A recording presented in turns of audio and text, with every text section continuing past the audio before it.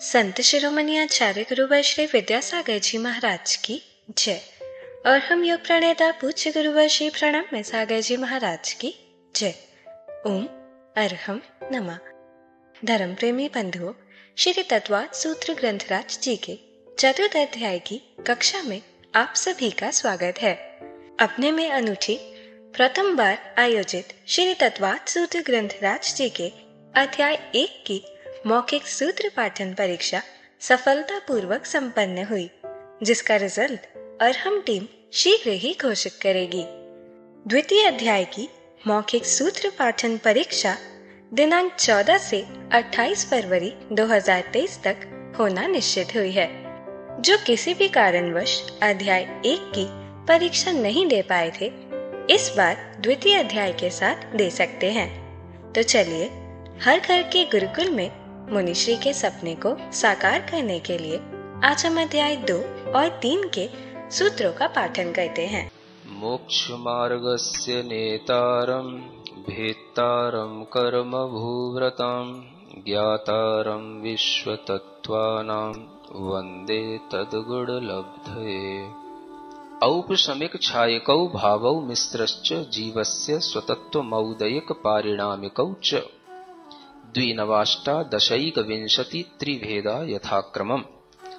सम्यक् तु चारित्रे ज्ञान दर्शन दान लाभ भोगोपभोग वीर्याणि च ज्ञानाज्ञान दर्शन लब्धयश्चतुस्त्रिपंचभेदाः सम्यक् तु चारित्र संयमा संयमाश्च गति कषाय लिंग मिथ्या दर्शना ज्ञाना संयता सिद्धलेस्याश्चतुश्चतुस्त्रियैकैकैक षड्भेदाः जीव भव्या भव्यत्वानि च उपयोगो लक्षणम् सद्विविधोष्ट चतुर्भेदः संसारिणो मुक्ताश्च समनस्का मनस्काः संसारिणस्त्रसस्थावराः पृथिव्यप्तेजो वायु वनस्पतयः स्थावराः द्विन्द्रियादयस्त्रषाः पंचेन्द्रियाणि द्विविधानि निर्वृत्त्युपकरणे द्रव्येन्द्रियम् लब्ध्युपयोगौ भावेन्द्रियम् स्पर्शन रसन घ्राण चक्षुः श्रोत्राणि स्पर्श रस गंध वर्ण शब्दास्तदर्थाः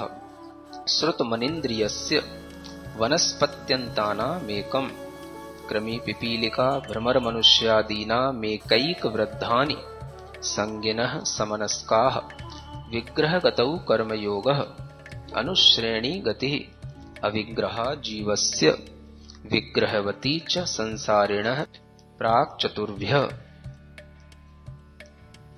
एक समया विग्रह एकम द्वौ त्रीन् वानाहारकः सम्मूर्छन् गर्भोपपादा जन्म सचित्त शीत संवृतः सेतरा मिश्राश्चैकसस्तद्योनयः जरायुजाण्डज पोतानां गर्भः देवनारकाणा मुपपादः शेषाणां सम्मूर्छनम् औदारिक वैक्रियकाहारक तेजस कर्मणानि शरीराणि परम परम सूक्ष्मम् प्रदेशतो संख्ये गुणं प्राक् तेजसात् अनंत गुणे परे अप्रतिघाते अनादि संबंधे च सर्वस्य तदादीनि भाज्यानि युगपदे कस्या चतुर्भ्यः निरुपभोग मन्त्यं गर्भ सम्मूर्छनज माद्यम् औपपादिकं वैक्रियकं लब्धि प्रत्ययं च तैजसमपि शुभं विशुद्धमव्याघाति चाहारकं प्रमत्त संयतस्यैव नारक सम्मूर्छिनो नपुंसकानि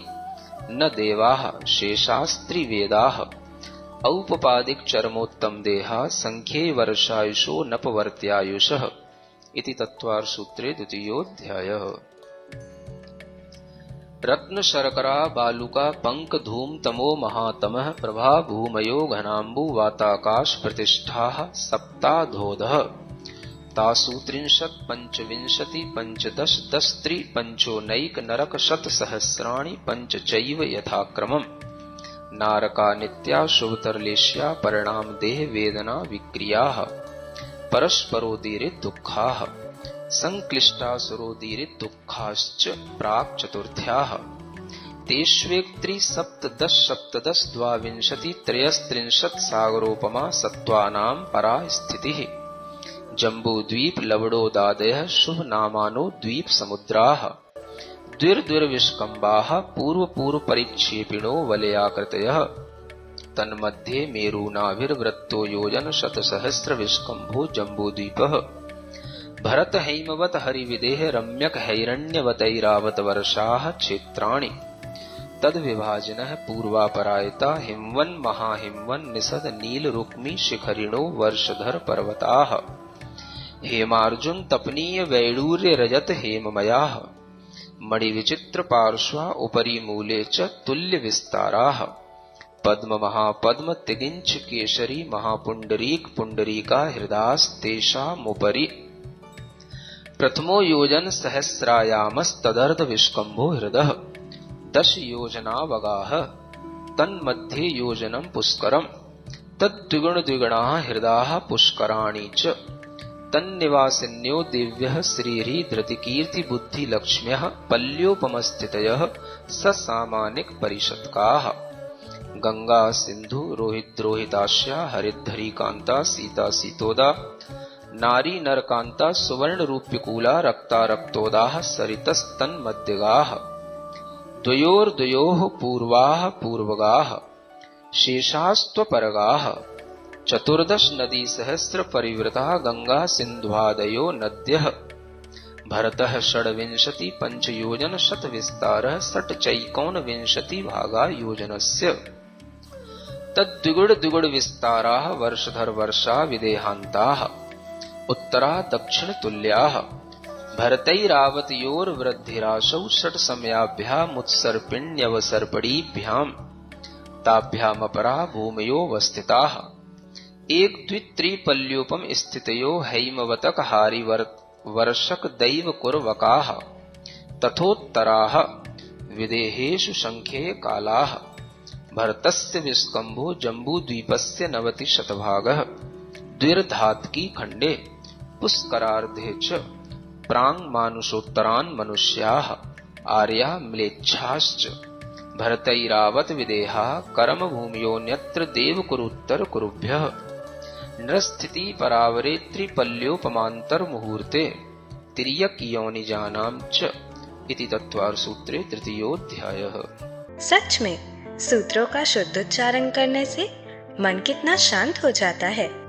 अब हम अध्याय 4 में सर्वज्ञ देव द्वारा बताए गए जैन भूगोल में देवों की व्यवस्था का अध्ययन करेंगे, जो हमारे मोक्ष मार्ग को और भी सुदृढ़ बनाएगा।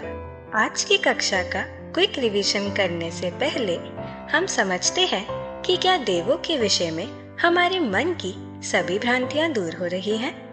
देव जो हमें वर्तमान में दिखाई नहीं देते, जिनमें से कुछ देवों को लोग भगवान तुल्य समझते हैं और कुछ से डरते हैं, इस तरह की शंकाएं आना बहुत ही स्वाभाविक है। आप इन्हें अपने तक रखकर समाधान प्राप्त नहीं कर पाएंगे।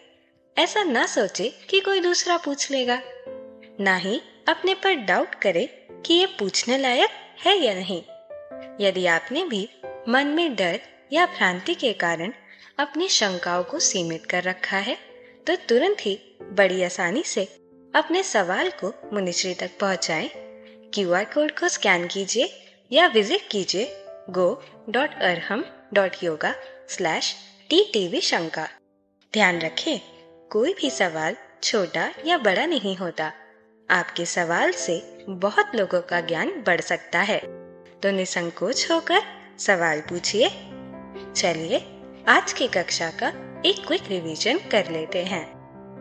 सूत्र 16 वैमानिका से हमने वैमानिक देवों के वर्णन को जाना।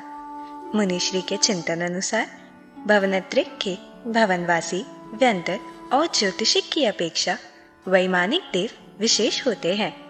इसीलिए सूत्रकार आचार्यों ने उनके वर्णन के लिए एक अलग से सूत्र बनाया, जबकि भवनत्रिक का वर्णन करते समय सूत्रों में उनके नाम के साथ भेद भी जोड़ दिए थे। पृथक सूत्र लिखने से उनकी विशेष गुणवत्ता और सम्मान का बोध होता है। यूं तो चंद्रमा, सूर्य आदि भी विमान में ही रहते हैं, लेकिन इनकी क्वालिटी अलग है। सैद्धांतिक दृष्टिकोण से वैमानिक देवों की कुछ विशेषताएं हैं, जैसे पहली, तीर्थंकर आदि महापुरुषों का आगमन इस धरती पर इन्हीं वैमानिक देवों के माध्यम से होता है। दूसरी, जहाँ भवनित्रिक में नियम से मिथ्यात्व के साथ ही जन्म होता है, वैमानिक में सम्यक्त्व के साथ भी जन्म होता है। तीसरी, अपर्याप्त अवस्था में भवनित्रिक में अशुभ लेश्या हो सकती है, लेकिन वैमानिक देवों में शुभ लेश्या ही होती है। चौथी, वैमानिक देव ऊपर ऊर्ध्वलोक में रहते हैं, वहीं भवनित्रिक मध्यलोक और अधोलोक में रहते हैं। सूत्र 16 से हमने जाना वैमानिक देवों के भेदों के बारे में। कल्प व्यवस्था में उत्पन्न देवों को कल्पोपन्न कहते हैं। ये 16 स्वर्ग तक होते हैं और कल्प व्यवस्था से अतीत यानी रहित देवों को कल्पातीत कहते हैं। ये 16 स्वर्ग से ऊपर 9 ग्रैविक, 9 अनुदिश और 5 अनुत्तर विमानों में होते हैं। इंद्र, सामानिक आदि 10 प्रकार के देवों की व्यवस्था को कल्प कहते हैं। अतः कल्पोपन्न में इंद्र, सामानिक, त्रायस्त्रिंश, आत्मरक्ष आदि सभी का पूरा परिवार होगा, लेकिन कल्पातीत में सिर्फ अहमिंद्र होंगे। कोई सेवक, दासी, दास नहीं होगा, कोई देवियां भी नहीं होंगी। सूत्र 18 से हमने जाना कि वैमानिक देवों के विमान ऊर्ध्वलोक में ऊपर ऊपर अवस्थित हैं। मध्यलोक और ऊर्ध्वलोक में देवगुरु उत्तम भोग भूमि में जन्मे तिर्यंच मेंढे के बाल जितना अंतर होता है। ये विमान चारों तरफ नीचे से ऊपर तक एक सिमेट्री में फैले हुए हैं। मध्य के विमान को इंद्रक विमान कहते हैं। उसकी चारों दिशाओं में 4 श्रेणीबद्ध विमान होते हैं। प्रकीर्णक विमान उन दिशाओं के बीच में बिखरे होते हैं। सभी श्रेणीबद्ध विमान एक के ऊपर एक इस तरह से होते हैं कि नीचे से कोई होल करे तो वह ऊपर तक वैसा ही दिखाई देगा। मोक्षमार्गस्य नेतारं भेत्तारं कर्मभूरतां ज्ञातारं विश्वतत्त्वानां वन्दे तद्गुणलब्धये। देवादिदेव आदिम तीर्थंकर श्री ऋषभनाथ भगवान की, वर्तमान शासन नायक श्री वर्धमान महावीर भगवान की, परम पूज्य आचार्य गुरुवर श्री विद्यासागर जी महाराज की। फिर इस ऊर्ध्वलोक में चूंकि ये वर्णन प्रारंभ हो रहा है तो इससे ये निश्चित है कि अभी तक जो देव होते थे वो सब कैसे थे? भवनवासी देव हों चाहे व्यंतर देव हों, सब इधर उधर तिरछे नीचे सब दिशाओं में फैले हुए हैं, है ना। लेकिन ये वैमानिक देवों की विशेषता है कि ये कैसे हैं? ये सब ऊर्ध्वलोक में तो हैं, लेकिन ऊर्ध्वलोक में भी व्यवस्थित कैसे हैं? तो ऊपर ऊपर इनके विमान व्यवस्थित हैं। ये इसकी विशेषता बताई जा रही है ना। ये ज्योतिषी देवों की तरह फैले हुए नहीं हैं, है ना। व्यंतर देवों के विमानों की तरह या घरों की तरह यत्र तत्र कहीं पर भी कोई इनका मतलब एक सिमेट्री नहीं है कहीं पर भी। यहाँ पर जो है आपको बिल्कुल जो है सही तरीके से एक व्यवस्था बनी हुई मिलेगी और ये ऊपर ऊपर ऊपर ऊपर होंगे, फैले तो ये भी होंगे चारों तरफ, लेकिन एक सिमेट्री के साथ में।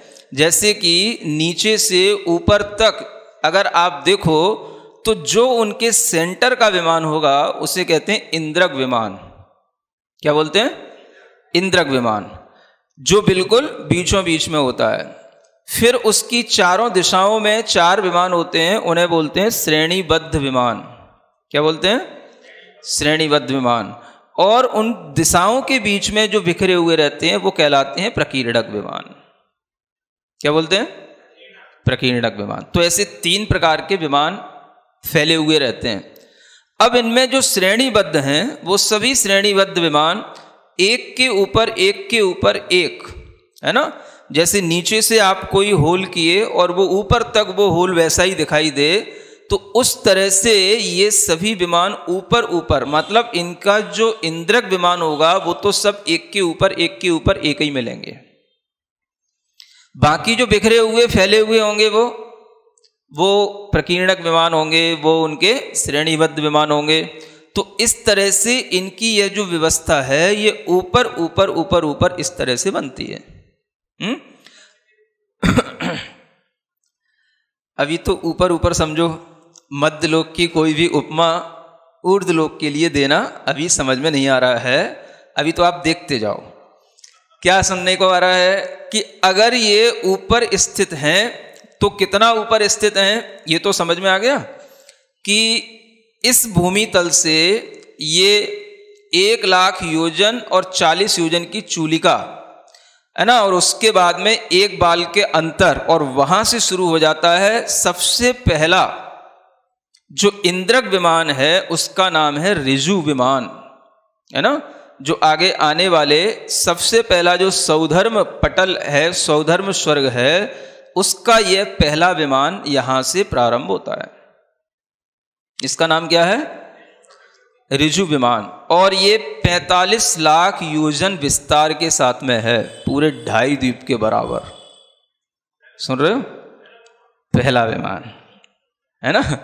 हाँ हाँ, आप सुने तो इस तरह के विस्तार के साथ में यहां से यह ऊर्ध्व लोक प्रारंभ होता है, ठीक है ना। अब हम जब आगे आगे चलेंगे तो आगे चलने से पहले आपको आगे के नाम सुना दें ताकि आप समझ पाएंगे कि हम आगे आगे कहाँ जा रहे हैं, है ना। तो आगे चलने से पहले यहाँ का आगे का सूत्र पढ़ते हैं। सौधर्म ईशान, सानत कुमार, माहेंद्र, ब्रह्म ब्रह्मोत्तर, लांतव कापिष्ठ, शुक्र महाशुक्र, शतार, सहस्रारेश्वानत, प्राणतयो, रारणाच्युतयोर, नवसु, ग्रैवेयकेशु, विजय वैजयंत, जयंता पराजितेषु, सर्वार्थ सिद्धौच। सुन रहे हो? एक ही बार पढ़ना पर्याप्त है। अब ये सब व्यवस्था बता दी, और ये लिखी तो ऐसी लाइन में है लेकिन इसको खड़ी लाइन बना लेना अब, है ना। लेकिन बनाना भी व्यवस्थित तरीके से, ऐसा नहीं करना कि सौधर्म के ऊपर ईशान, ईशान के ऊपर सानत, फिर उसके ऊपर महेंद्र, ऐसे नहीं है। इनकी व्यवस्था है, और ये व्यवस्था शुरू होती है सौधर्म ईशान। ये 2 स्वर्ग जो हैं, ये 2 कल्प जो हैं, ये एक साथ हैं, है ना। और ये एक साथ कितनी दूरी पर हैं? तो यहां से आपको जो दूरी बताई है ऊर्ध्वलोक के प्रारंभ की, और उस ऊर्ध्वलोक की प्रारंभ की दूरी से शुरू करके ये ऊपर कहां तक फैले हैं? 1.5 राजू तक फैले हुए हैं। ये कितने? ये 2 कल्प कितने राजू में फैले हैं? 1.5 राजू में। अभी कहाँ, इतनी जल्दी क्यों पड़ी आपको? है ना। अभी तो 7 राजू की दूरी तय करना भी 1.5 ही चले, इतने में ही आप 16 स्वर्ग पूरे कर दोगे तो फिर आगे कहाँ जाएंगे? समझ आ रहा है? तो 1.5 राजू में ये विमान, मतलब अपना विस्तार, इनका फैलाव है 1.5 राजू। समझ आ रहा है ना। मतलब असंख्यात योजनों का एक राजू होता है। तो इसमें अब ये समझ लो कि कुछ कम 1.5 राजू प्रमाण में ये पूरा का पूरा फैला हुआ है। तो कुछ कम का मतलब यही समझना चाहिए कि जो ये 1,00,000 योजन, 40 योजन की चूलिका और एक बाल से अंतर, इतने से कम पूरे के पूरे 1.5 राजू प्रमाण में ये सारा का सारा आ जाता है ना। और वो जो राजू नापा जाता है वो भी मेरू तल के नीचे से ही नापा जाता है। तो इसलिए जो है ये विमान सौधर्म ईशान स्वर्ग के कहाँ से प्रारंभ हो रहे हैं? तो जो हमने नीचे सुमेरु की जड़ थी वहां से नापना शुरू किया, मूल भाग तो वहां है, तो वहां से लेकर के 1,40,000 योजन तो हमें छोड़ ही देना है, और फिर उसके बाद में बस वो एक बाल के अंतर से वो शुरू हो रहा है। तो इतना कम करेंगे तो यहां से 1.5 राजू में वो कम कहलाएगा। क्या कम कहलाएगा? जो उनके रहने का विमान का जो स्थान है, विमान का जो विस्तार है, वो 1.5 राजू में कम कहलाएगा, ऐसा जानना है ना। हाँ, इतना कम, क्योंकि नाप तो यहां से रहे ना, सुमेरु की जड़ तो अधोलोक में है नीचे, इसकी भी चित्रा पृथ्वी के नीचे, तो यहां से नापने के कारण से ये दूरी कम कर दी जाती है। ठीक है, तो पहले तो इनका अवस्थान समझ लो, ये सब जो है अपने आप में जैसे सौधर्म, ऐशान ऐसे मान के चलो, ऐसे है ना। फिर इसके ऊपर भी मिलेंगे सानत कुमार, महेंद्र। कितने ऊपर? कितने ऊपर? मतलब ये समझ लो कि इन विमानों से जहां पर सौधर्म ऐसान कल्प के विमानों का अंत होगा, है ना, अब इनके विमानों का जहां से अंत होगा, उस अंत से असंख्यात करोड़ योजन छोड़कर फिर जो है, जो 1.5 राजू है आगे का, और 1.5 राजू, उसमें जो है ये सानत कुमार और महेंद्र कल्प के ये विमान होंगे। समझ में आया कुछ? कितने होगा जब अपन 3 राजू दूरी चल रही है, 1.5 3 ही दूरी, 4 कहां हो गए? समझ आ रहा है? तो कितने राजू पहुंच गए? 3 राजू पर, यानी कि हमें बीच में कितना छोड़ना पड़ा?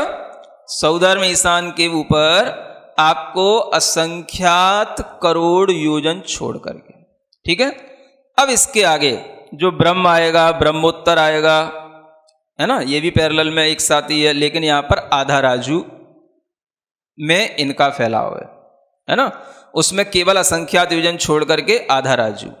फिर ब्रह्म, ब्रह्मोत्तर के बाद में लांतव कापिष्ठ, उसमें भी आधा राजू में ये फैला हुआ है। फिर लांतव कापिष्ठ के बाद शुक्र, महाशुक्र, उसमें भी आधा राजू। फिर उसके बाद शतार सहस्रार, उसमें भी आधा राजू, ये आधे राजू में समाये हुए हैं। फिर उसके बाद शतार सहस्रार के बाद आनत और प्राणत, है ना, सहस्रारेशु यहां विभक्ति तोड़ी गई है, इसके भी कुछ कारण होते हैं जो बाद में बताया जाएगा। फिर आनत प्राणत, ये भी कितने में? आधे राजू में। और उसके बाद में आरण अच्युत, ये भी आधे राजू में। अब बता दो आप कितने राजू पहुंच गए? समझ आ रहा है ना? अब हुए ये 6 राजू, है ना। इन 6 राजू में हम कहां पहुंच गए? आरण अच्युत, यानी 16वें स्वर्ग तक पहुंच गए। ये कहलाए 16 स्वर्ग। ठीक है ना। फिर इसके बाद में 16 स्वर्ग के बाद अब कल्पातीत देवों की व्यवस्था शुरू होती है। तो ये हम पहुंच गए ग्रैविक पर, एक तरीके से लोक की ग्रीवा, माने जैसे मनुष्य की ग्रीवा, इसलिए इसका नाम क्या है? ग्रैविक, है ना। एक बार कभी आपको बताया भी था ना कि जैसे कमर पर हाथ रख करके ये पूरा अपने लोक का आकार बन जाता है, तो नीचे अधोलोक, आपकी कटी कमर जो है वो हो गई मध्य लोक, समझ आ रहा है, और उस वो नाभि हो गया मेरु पर्वत, और यहाँ से आप चल करके ये ब्रह्म स्वर्ग आ जाता है जहाँ पर ऐसा हाथ हो जाता है, और इसके भी ऊपर आप चल करके 16वें स्वर्ग तक पहुँचने के बाद में गर्दन जहाँ आ गई वो 9वें ग्रैविक शुरू हो गया। बस अब इतना सा बचा है। अब ये कितना है? 1 राजू बचा है। समझ आ रहा है? तो 1 राजू में ये सब कुछ है जो ऊपर बचा रह गया है। 9 ग्रैविक के, अनुदुष के, है ना, और 5 अनुत्तरों के विमान, ये सब कहाँ हैं? ये सब 1 राजू में। और ऊपर सिद्ध शिला जो बची वो भी सब अंत भाग तक सिद्ध शिला और सिद्धों के रहने का जो स्थान है या उनका जहां सिर टच होता है वहां तक पूरा 1 राजू लगाना, बस इतना ही बचा है ना। विशेष रूप से समझना हो तो 9 ग्रैविक, 9 अनुदिश और 5 अनुत्तर, यहां तक ये समझ लेना कि 12 योजन कम 1 राजू यहां पर नप जाता है। कितना? हाँ। और फिर सर्वार सिद्धि जो 5 अनुत्तर विमानों में बीचों बीच का जो इंद्रक विमान है वो सर्वार सिद्धि है। तो सर्वार सिद्धि से केवल 12 योजन की दूरी बचती है सिद्ध शिला की, वो सिद्ध लोक की या सिद्ध ऊपर के अंतिम भाग की कह लो। सिद्ध शिला तो अलग चीज हो गई। सिद्ध लोक माने जहां पर सिद्ध भगवान रहते हैं, वो स्थान जो है 12 योजन का बचता है। समझ आ रहा है? तो इतना समझो अभी पहले, गाड़ी को ट्रैक से हटाओ नहीं। ये पूरे लोक का जो आपको 7 राजू का विस्तार बताया है ना, इस विस्तार में अब आपको ये ध्यान रखना है कि जो कल्पों की व्यवस्था है वो तो दो कल्पों के रूप में हो गई। अब ग्रैविक की जो व्यवस्था होती है वो कैसी होती है? तो उसमें आचार्यों ने बताया कि उस 9 ग्रैविक में, है ना, उनके 9 जो पटल हैं, इंद्रक हैं, वो 9 हैं। माने 9 ग्रैविक में तो 9 इंद्रक होंगे, एक एक एक एक एक एक ऐसे ऊपर ऊपर, ठीक है। लेकिन 9 अनुदिश जो कहलाते हैं उनमें संख्या तो 9 है, लेकिन उसमें इंद्रक एक है और बाकी के वो दिशाओं में हैं, इसलिए वो अनुदिश कहलाते हैं। यानी 8 तो वो दिशाओं में होंगे, एक जो है मध्य में होगा। और फिर इसी तरीके से अनुत्तर जो 5 कहलाते हैं उनमें भी 5, एक में एक तो इंद्रक है और बाकी के 4 दिशाओं में हो गए। तो जो इंद्रक है 5 का सबसे ऊपर, उसको बोलते हैं सर्वार्थ सिद्धि, है ना। इसकी व्यवस्था अन्य जितने भी कल्पातीत हैं या कल्पोपन्न सबसे अलग होती है, इसलिए सूत्र में जो विभक्ति तोड़ करके अलग से भी लिखा जाता है, इसका भी एक बहुत बड़ा प्रयोजन होता है। देखो आप लिखा है ना, विजय वैजयंत जयंता पराजितेषु, यहां पर विभक्ति तोड़ दी, सप्तमी विभक्ति का बहुवचन ये लगा दिया। और सर्वार्थ सिद्धौ च, ये अलग से लिखा इनके लिए, सर्वार्थ सिद्धौ क्यों लिखा? क्योंकि इनकी विशेषता अपने आप में अलग है। एक तो ये एक भवावतारी होते हैं नियम से, दूसरी बात इस सर्वार्थ सिद्धि में जगन्य और उत्कृष्ट आयु नहीं होती है, एक ही आयु होती है, 33 सागर, द लास्ट, बस। समझ आ रहा है? तो इस विशेषता के कारण से इनको अलग से सर्वार्थ सिद्धौ च ऐसा कह करके लिखा है। तो ये विशेषताएं होती हैं, इसलिए सूत्र में हर एक तरीके से जिसका नाम भी लिया जा रहा है उसका कहाँ से क्या अलग डिफरेंस आ जाता है, इस बात को विभक्ति के अनुसार देख करके तोड़ करके बताया जाता है। समझ में आ रहा है? अब आप ये समझें, हमने जो अभी इंद्रक विमान बताए थे, वो इंद्रक ये समझो कि वो पटलों के बीचों बीच में एक इंद्रक विमान होते हैं। अब हम एक पटल शब्द को आपके सामने रख रहे हैं। पटल, पटल माने विमान नहीं, हाँ सतह है। जैसे आपके लिए ये बिल्डिंगें बनती हैं तो उस बिल्डिंग में छत होती है, फिर उसके ऊपर की बिल्डिंग पर अलग छत होती है, ऐसे इसको बोलेंगे पटल। समझ आ रहा है ना? 1 तल्ला 2 तल्ला, तो 1 तल्ला की बिल्डिंग होगी तो एक पटल हो गया, ठीक है। फिर उसके ऊपर की छत वो दूसरा पटल हो गया। सुन रहे हो ना? तो इस तरह के पटलों की व्यवस्था से आपको भी कुछ समझ में आएगा। टोटल जो हैं सभी वैमानिकों के 63 पटल होते हैं। कितने? 63, है ना। कैसे होते हैं इसको भी आप जोड़ सकते हो, देख सकते हो। ओम अरहम नमः। तो चलिए आज की कक्षा का एक क्विक रिवीजन कर लेते हैं। हमने जाना कि साधन स्वर्ग का पहला इंद्रक विमान ऋजु विमान है।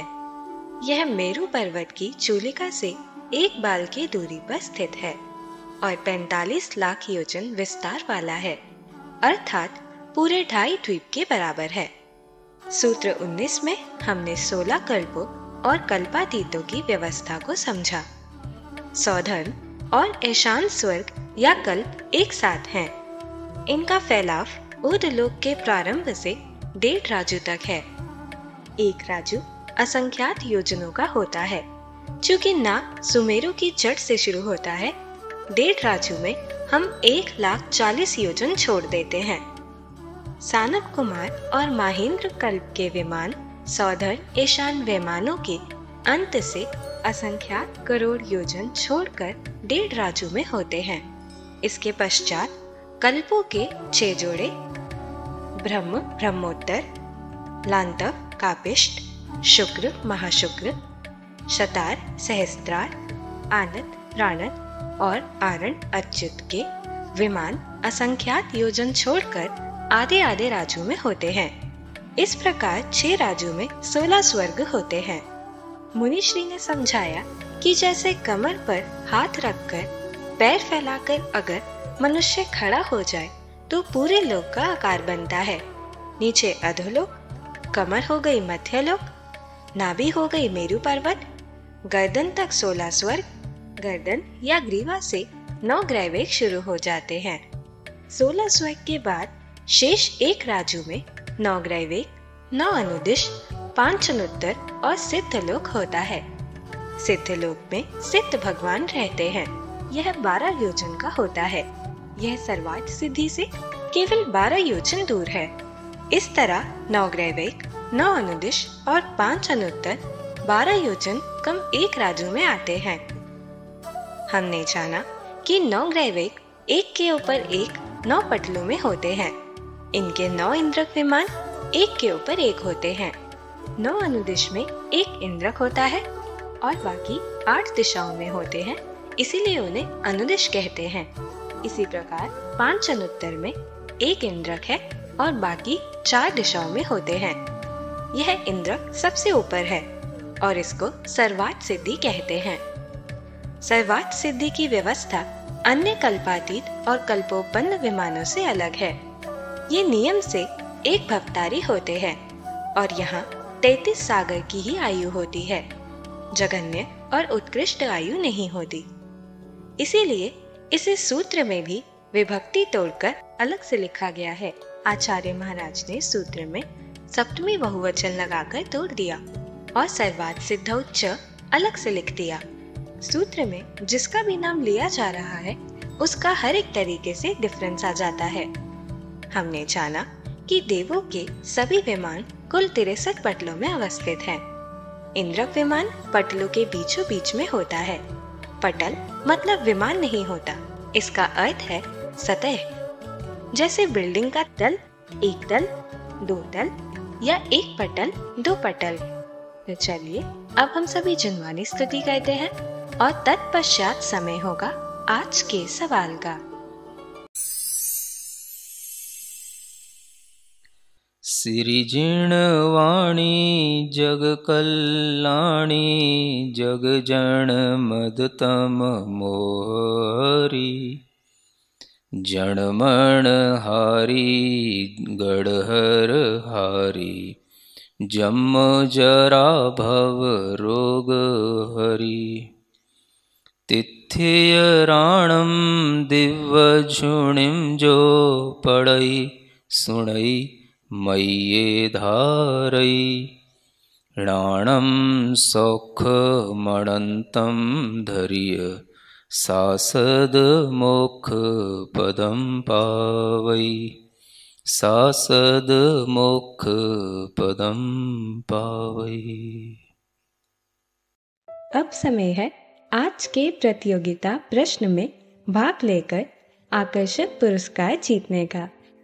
आप अपने फोन को QR कोड स्कैन करने के लिए तैयार रखें या लिंक पर जाएं।